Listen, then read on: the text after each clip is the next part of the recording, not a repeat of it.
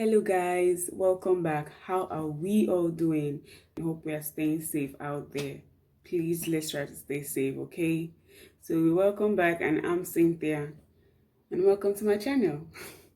So today we're going to be talking about, it's going to be like a testimony and also a way to put courage or to put confidence in people that will be ready to take their GED exams. Yeah, so today I'm going to talking about how I passed my GED language arts as a Nigerian new in the United States.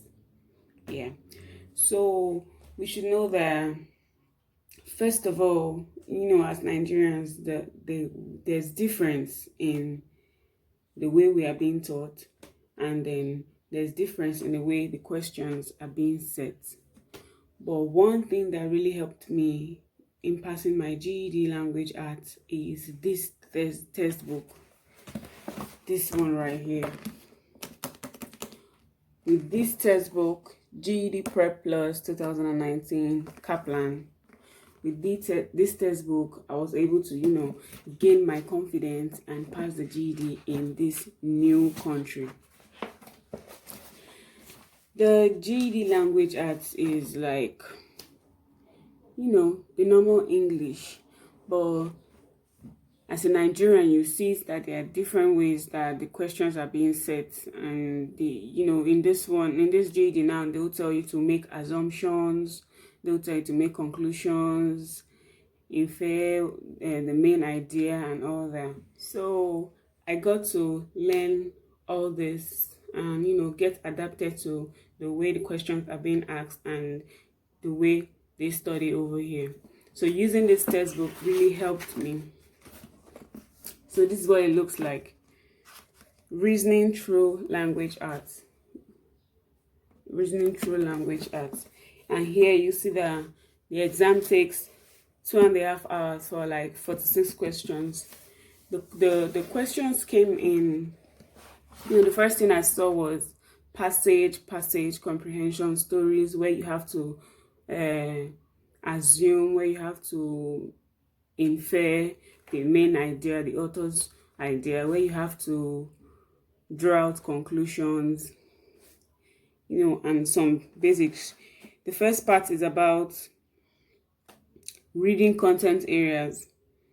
You answer questions based on reading materials, informational texts, general non-fictions, all these things I'm saying, you see it in the first page of this GED textbook. They'll pull you. I also used past questions on YouTube. I went on YouTube and I kept on searching for past questions, and I kept on studying with that, and they really helped. So another part of the GED language arts is a 45 minutes extended response. In the extended response, you are like, they give you a passage, but most times my own was 2 passages where they tell you they give you an argument from 2 passages, and they tell you to choose which side or which arguments you support, and then use the supporting details from those texts to back up why you support that argument or not. Yeah, that's what basically that's what the extended response is about. So in writing the extended response, you don't need to just go and write and start saying I agree to this. They have steps where you form hypotheses, you give an introduction, and then you start listing the points of why you agree to this. But the most important thing is, while you state the reasons why you agree to what the arguments, a particular argument, you have to use supporting details from that argument that you are supporting, or that argument that you are, what's the language to use, the argument that you are proving to be the best.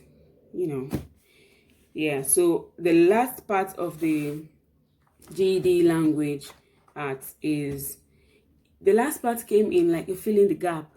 You complete sentence, you complete words, you complete sentence with words. Yeah, that was basically what the last part was about. So the GED language arts is something that you have to think well before answering. You have to keep your mind at work, don't get distracted, understand what the question is about. Yeah, that was how it was basically. After the exam, I didn't even know how to feel, because this was my first GED exam and this was my first exam over here.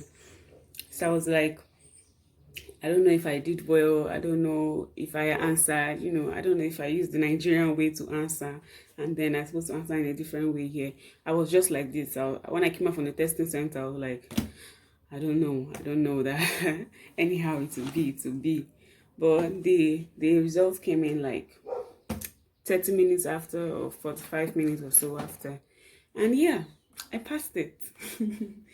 Yeah, so what did I pass with? I passed with 155. Yeah, a 155.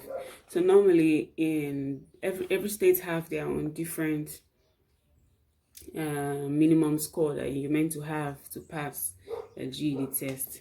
And in my state, where I am now, is a 145. You need a 145 to be able to pass your GED test. So yeah, so that was how I was over with that part.